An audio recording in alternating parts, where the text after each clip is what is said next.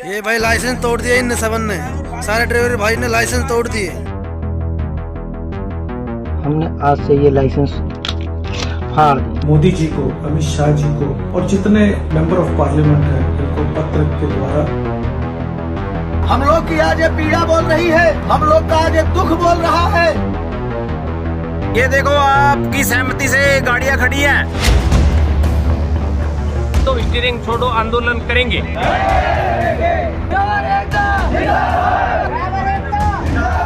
Driver एकता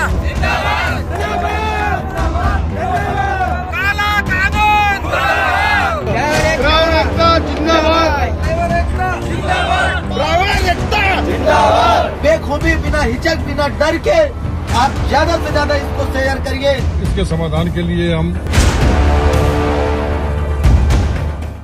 नमस्कार, transport TV में आपका स्वागत है। मैं हूं असलम कुरैशी। आप देख रहे हैं ब्रेकिंग न्यूज। ड्रैकोनियन लॉ से घबराए ट्रक ड्राइवर्स ट्रक छोड़कर भागने को मजबूर, कहा मंजूरी करना मंजूर पर नहीं चलाएंगे ट्रक। आगे आया संगठन, लिख दिया गृह मंत्री और प्रधानमंत्री को खत। दोस्तों, हाल ही में गृह मंत्री अमित शाह ने पार्लियामेंट के बीच कानूनों में कुछ बदलाव का प्रस्ताव पेश किया, जिसके बाद पूरे देश में हलचल मच गई, खासकर ड्राइवर कम्युनिटी में। जब सरकार ने इस लाइसेंस की अहमियत ना जानी तो आज हम अपने लाइसेंस इधर तोड़ रहे हैं सबके सामने। ये तोड़ दिया और हम गाड़ियों को छोड़ के अपने घर जा रहे हैं। ये भाई लाइसेंस तोड़ दिया इन सबन ने। मेरे को डिलीवरी नहीं करना है, मैं छोड़ के गाड़ी जा रहा हूँ। ये लाइसेंस है मेरा, ये मैं तोड़ रहा हूँ।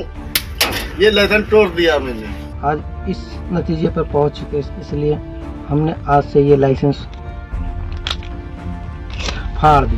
जी हां, देश भर से ऐसी वीडियोस आ रही हैं, खासकर ट्रांसपोर्ट जगत से जुड़े लोगों से, जहां ड्राइवर ट्रक छोड़ कर अपने घरों को जा रहे हैं, ये कहते हुए निकल रहे हैं कि भैया अब इस काम में कुछ नहीं बचा, अब तो बस मजदूरी कर लेंगे, रेडी फड़ी लगा लेंगे, सब्जी बेच लेंगे, लेकिन ड्राइवरी नहीं करेंगे। अपने घरे सब्जी बेच लेंगे, लेकिन जब तक ये कानून रहेगा, जब तक हम गाड़ी पे नहा सकते। घर में जाके हम लोग बकरी चराएंगे, खेत करेंगे, हाजिरा करेंगे, कोई काम करेंगे, मजदूरी करेंगे, वही हमारे लिए काफी है।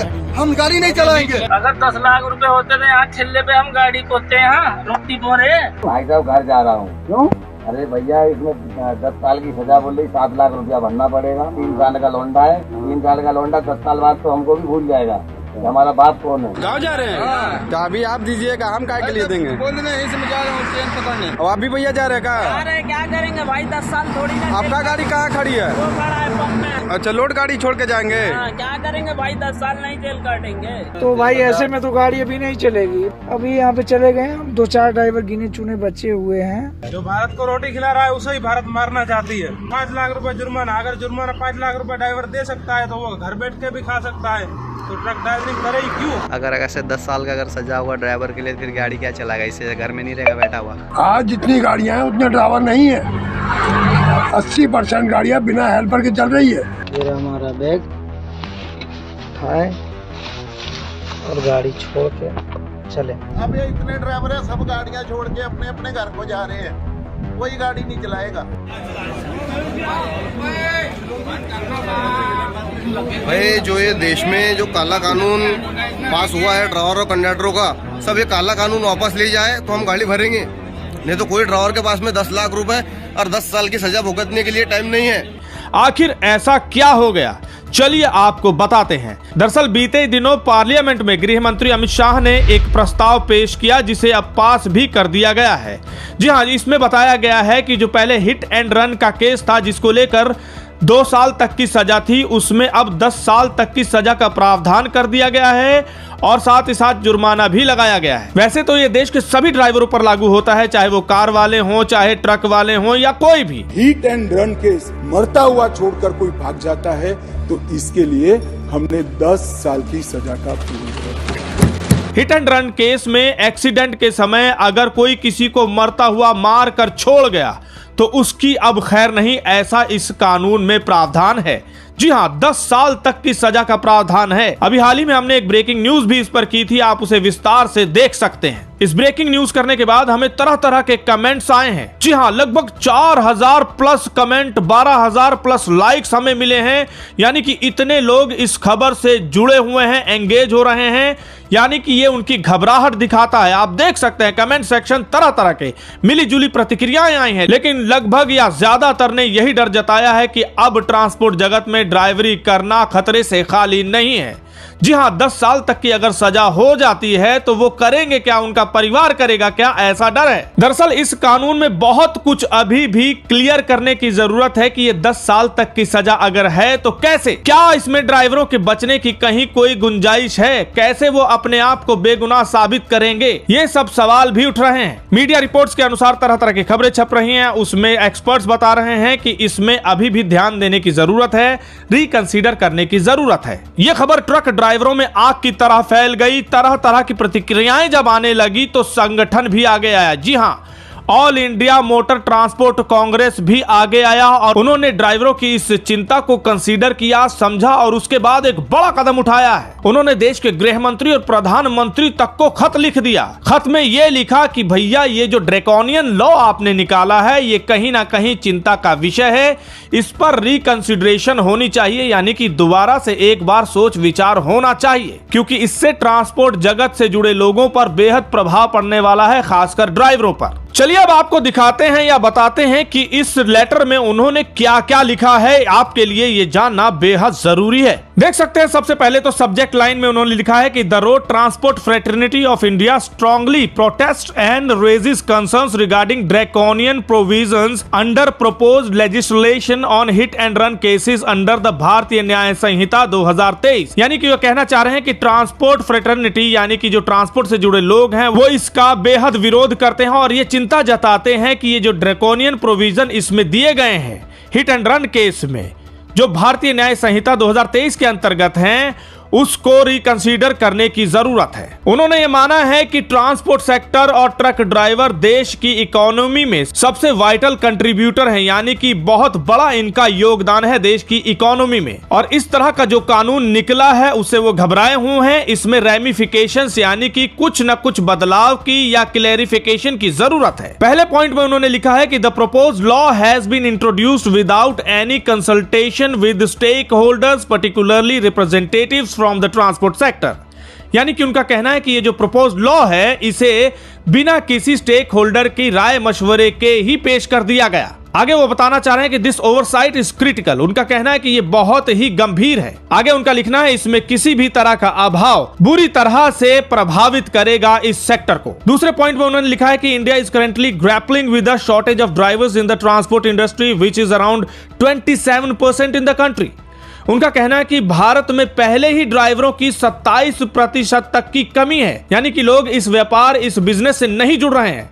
उसके बाद इस तरह की 10 साल की सजा का प्रावधान और भी खतरा पैदा कर रहा है, उन्हें डिस्करेज कर रहा है इस कम्युनिटी में या इस व्यापार में आने पर। आगे वो लिख रहे हैं कि इस तरह का डर और भय कहीं ना कहीं और शॉर्टेज पैदा कर देगा ड्राइवरों की इस देश में और सप्लाई चेन बुरी तरह से बाधित हो जाएगी। तीसरे पॉइंट में उन्होंने इस तरफ ध्यान दिलाया है कि एक्सीडेंट जब होता है तो किसी तरह का एक्सीडेंट इन्वेस्टिगेशन प्रोटोकॉल नहीं अपनाया जा रहा है देश में, यानी कि गंभीरता से कोई इन्वेस्टिगेशन नहीं की जाती और ये सभी ट्रक ड्राइवर जानते हैं, समझते हैं। आगे वो इस पॉइंट में लिख रहे हैं कि क्लैरिटी का होना बहुत जरूरी है, खासकर उन केसेस में जहां पर पीछे से गाड़ी आकर ट्रकों में टकरा जाती है छोटे वाहनों की। इससे यह होगा कि बिना किसी इन्वेस्टिगेशन के कहीं ना कहीं अनजस्ट यानी कि अन्याय बड़े वाहन चालकों के खिलाफ होगा। चौथे पॉइंट में उन्होंने इसको और विस्तार में लिखा है कि करंटली यानी कि अभी देश में सिर्फ और सिर्फ ये माना जाता है कि अगर कहीं कोई एक्सीडेंट हुआ है और किसी की बड़ी गाड़ी है तो वो ही दोषी है।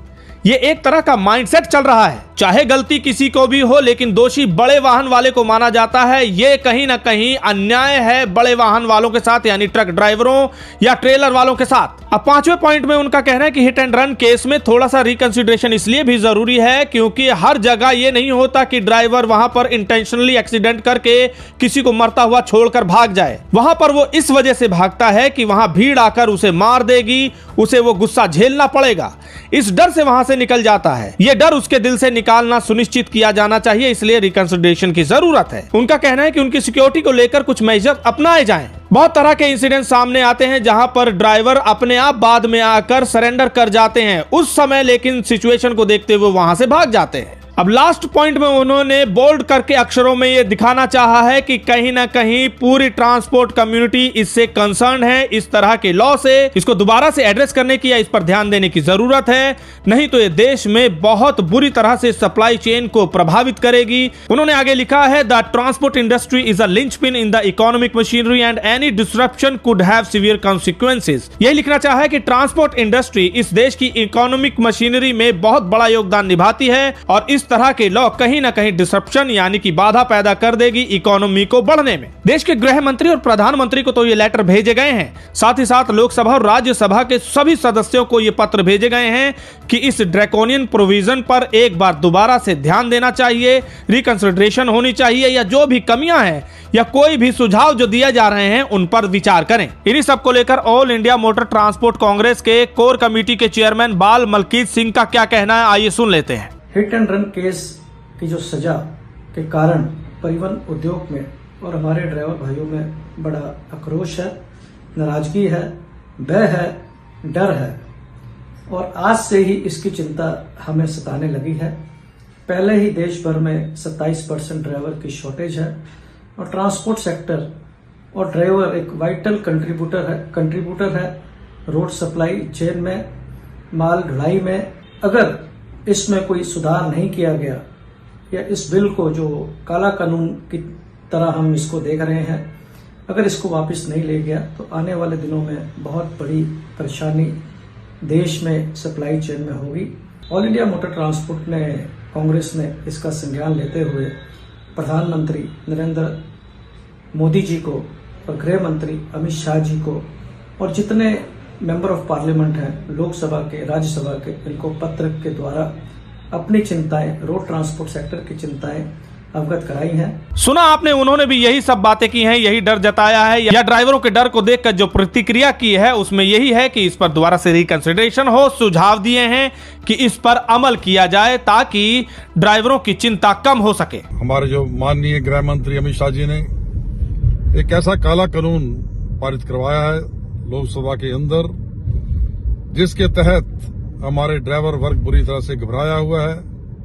तो बगैर जमीनी हकीकत के ये कानून पास किया गया है। इसे स्टेक होल्डर्स जो हमारे ट्रांसपोर्टर हैं उसे फेवर में नहीं लिया गया, उनसे कोई सलाह मशवरा नहीं किया गया, क्योंकि ऐसा कानून, काला कानून पास होने से पहले सलाह मशवरा जरूरी था ताकि हम अपनी समस्या मंत्री को बता सकते, लेकिन ऐसा नहीं हुआ। इससे पूरे देश के ड्राइवर घबराए हुए हैं, ट्रांसपोर्टरों को भी एक चिंता में डाल दिया गया है। पूरे देश भर से मुझे फोन भी आ रहे हैं। एक all India motor transport Congress के चेयरमैन होने के नाते मैं आपसे वादा करता हूं, विश्वास भी दिलवाता हूं कि हम सब मिलजुल के इस लड़ाई को लड़ेंगे।